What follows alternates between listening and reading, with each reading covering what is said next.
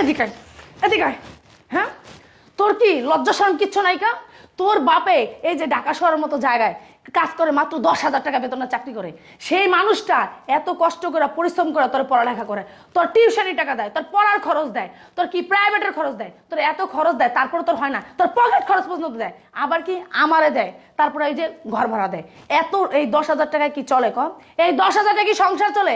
তারপরে কষ্ট করে সেই মানুষটা চালায়। তা আয়সা কি বললি? ঢুকে আয়সা বললি কি মা আমি ইংরেজিতে ফেল করছি। ফেল করছস তুই, আবার মুখ দিয়ে কথা বলতেছস? তোর মতো ছেলে থাকার থেকে না থাকা অনেক ভালো, যে বিষ খায় ময়রা যা, বুঝছস? তোর বাপের কি তোর মানুষ মনে হয় না? ওই লোকটাও তো একটা মানুষ, সারা দিন রাত 24 ঘন্টা পরিশ্রম করে তোর পিছনে টাকা খরচ করতেছে, এই সংসারের পিছনে পরিশ্রম করতেছে।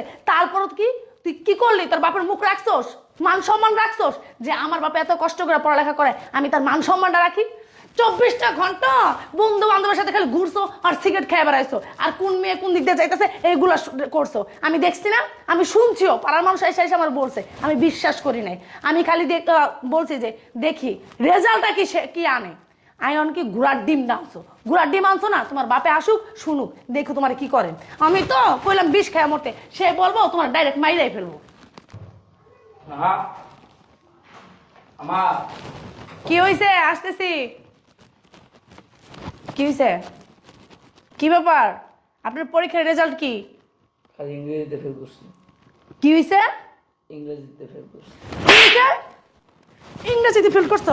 বান্দিরপুর। হ্যাঁ, যখন তুমি ওই যে বন্ধু বান্ধবের লগে ঘুরতে গেছো তখন আমি বলছি যে রাশেদ একটু পড়ালেখা করো, তখন তুমি কি করছো?